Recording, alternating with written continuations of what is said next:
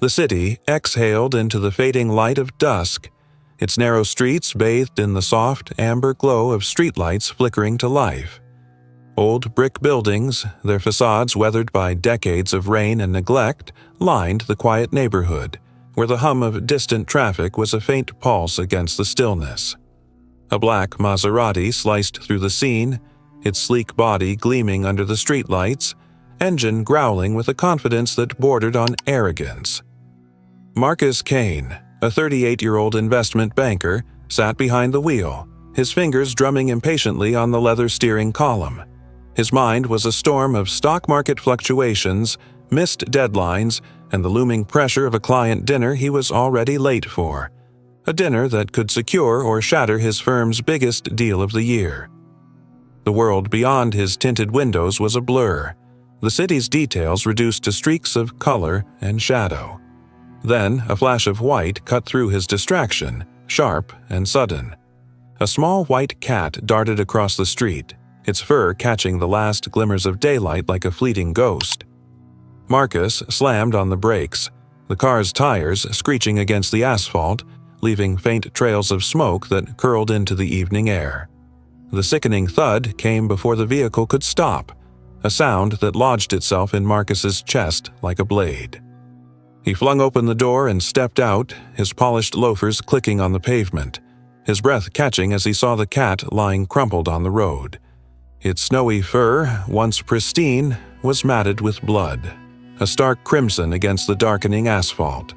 The cat's emerald eyes, wide with shock and pain, locked onto him, unblinking, and its chest rose and fell in shallow, shuddering breaths, the only sign it was still clinging to life.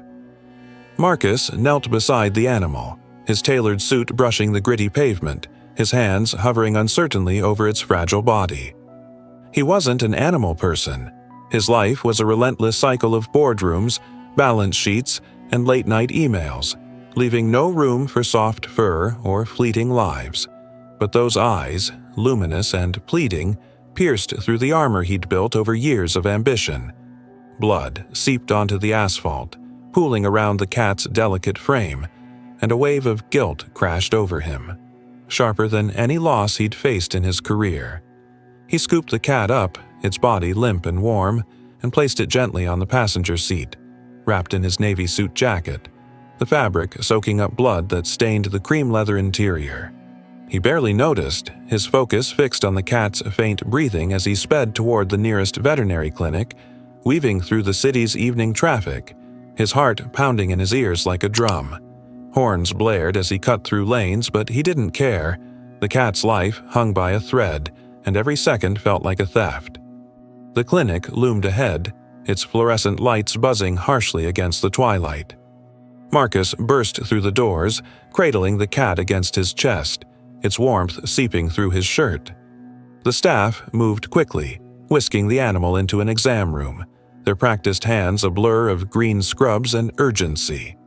Marcus was left in the sterile waiting area, his hands stained red, trembling as he sank into a plastic chair. His phone buzzed incessantly, clients, colleagues, demands he couldn't face. The image of the cat's bloodied fur burned in his mind, replaying the moment of impact. The fleeting glimpse of white, the thud, the screech of tires. He hadn't been speeding, but he'd been distracted, his thoughts consumed by work, blind to the fragile life crossing his path.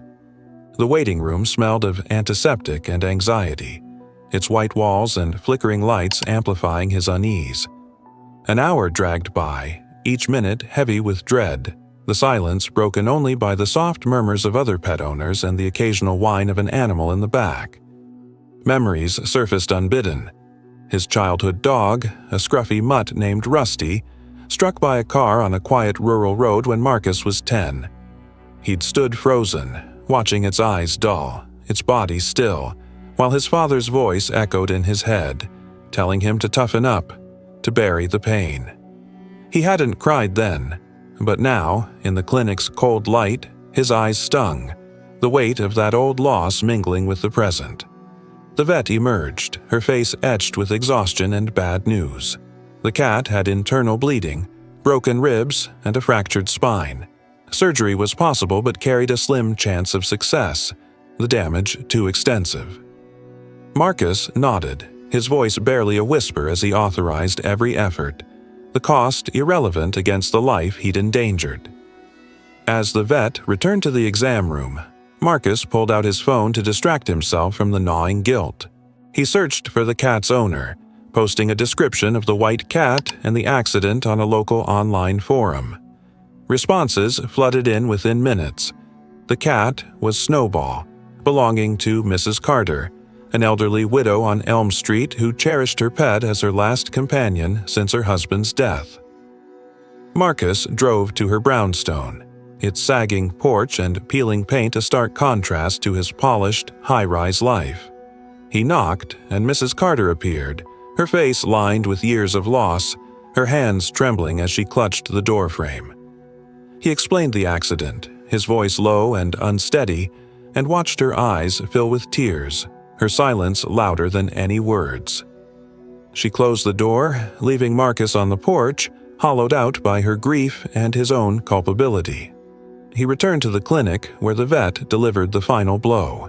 Snowball hadn't survived surgery, the internal damage too severe to repair. Marcus stood motionless, the words sinking in like stones.